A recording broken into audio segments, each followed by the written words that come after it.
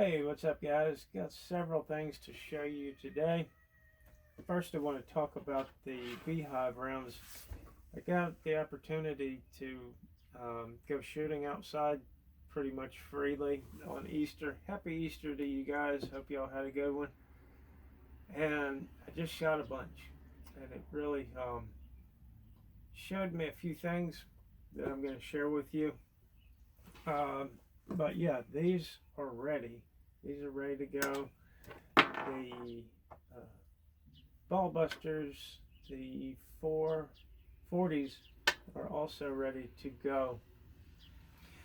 I did some chatting with William, the guy who did the two previous tests, and I guess it was about a week ago when I was chatting with him.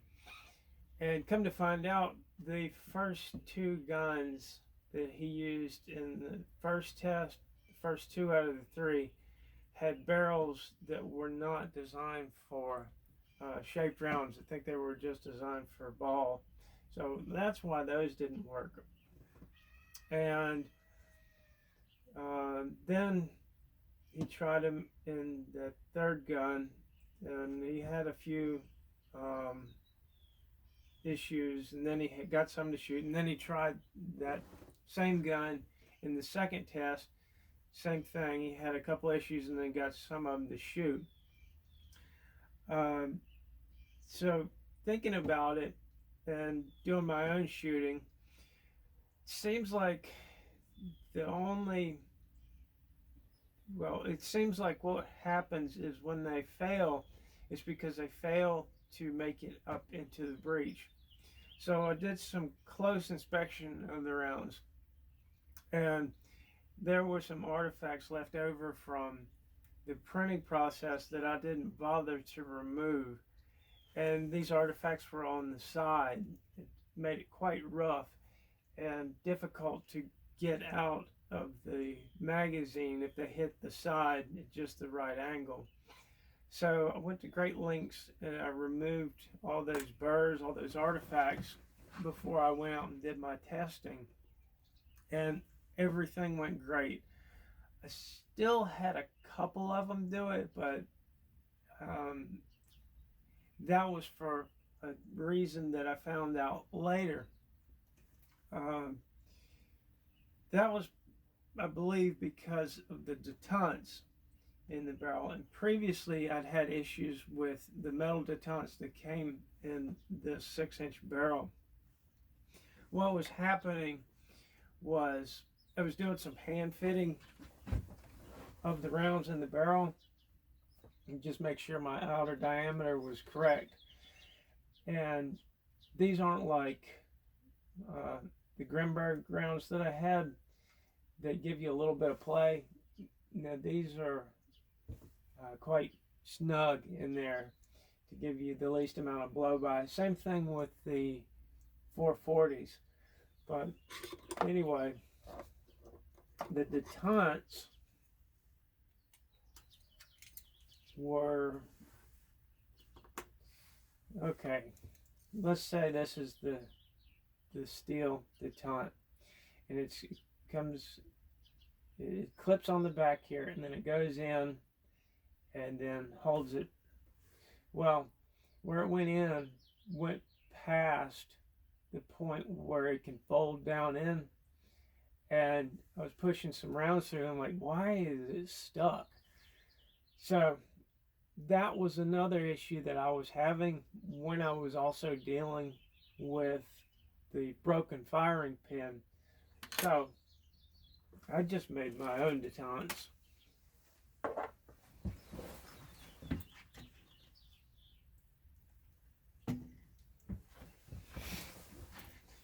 And these give you a little bit more purchase than the factory detents.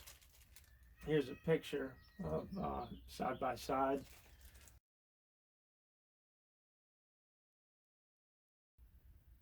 Then after I changed that and deburred the rounds, everything seems to be just running fine. At power ranges 35 to 55, I know they'll go down below that and function properly, and probably up to 70. I just don't have a way to reliably get it up to 70 joules. So I did come up with a solution in case there are issues above 55, and I've got several designs that will work below. I just haven't gone through and detuned the gun to see how it'll do with the lower pressures. Testing a long time ago told me that it was fine with external CO2 being supplied. I shot a couple with the 8 gram and 16 gram CO2, and boy, yeah, I'm not going back to that. Definitely sticking with an external source. What would happen is, as you guys know, the first shot with the regulator cranked all the way down, first shot was fine, and then you consistently lose power, and it was drastic on the 8 and the 16 gram. Imagine it would have been better with the 16 gram if I'd let it warm up a little bit, but I didn't do that.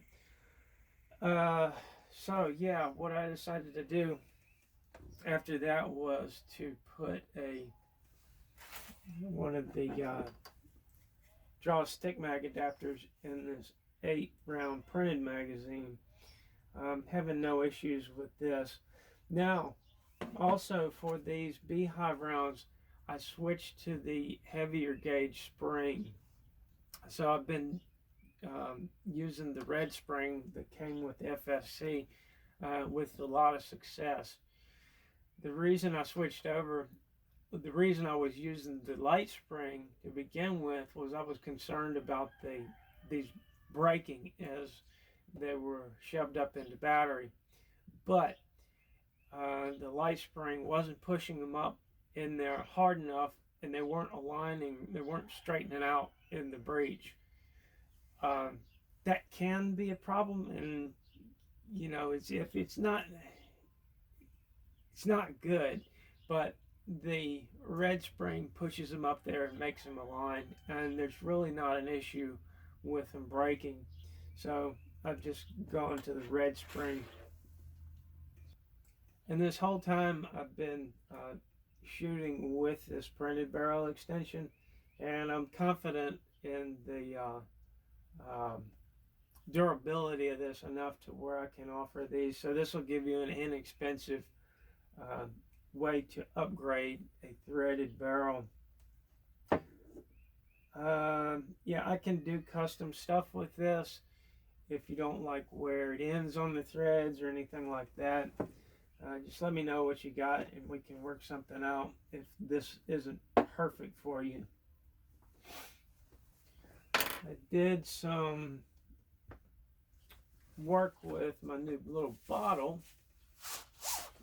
and I went ahead and I had this UFA made up with the Foster fitting right here. So now I've just got a micro bore hose with 2 quick connects on it that I can go between that and the magazine and stow it easily.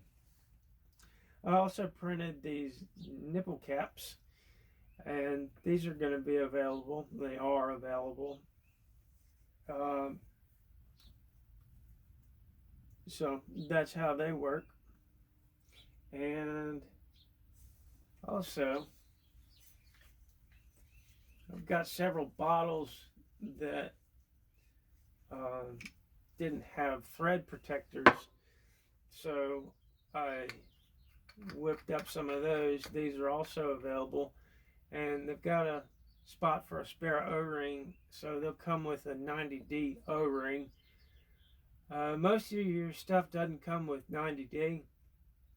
It has its applications, but as far as a bottle O-ring, you can't beat it when you go 90D, because it's durometer is a measure of the hardness of the material the O-ring's made out of. So these are 90D cast polyurethane, and they're great for this O-ring. So if you're wearing these out, you need to get some 90Ds. So those are available. And yeah, the O-ring, I get all my O-rings from the O-ring store, and they sent me this business card. I'm like, what is that? I haven't tried it out yet, but what this is it's an app, and you take an O-ring that you need like a replacement for, you plop it down on there and point your camera at it, and it'll tell you the size of the O-ring, and it'll also account for things like wear, something to do with AI technology. Anyway, yeah, you can look that up, ellipsis.com, if you wanted to check that out. Because I know that measuring O-rings for a lot of people, it was for me for a long time, big pain in the butt. But you can definitely check that out if you want to. I'm going to look into it maybe later. If I get a trouble O-ring, I can't really measure. So I think that's about it. Everything that I've gone over is available. I don't think I missed anything. I don't have a website up yet, but you can certainly email me at this email address, and we'll work out what you want. As far as the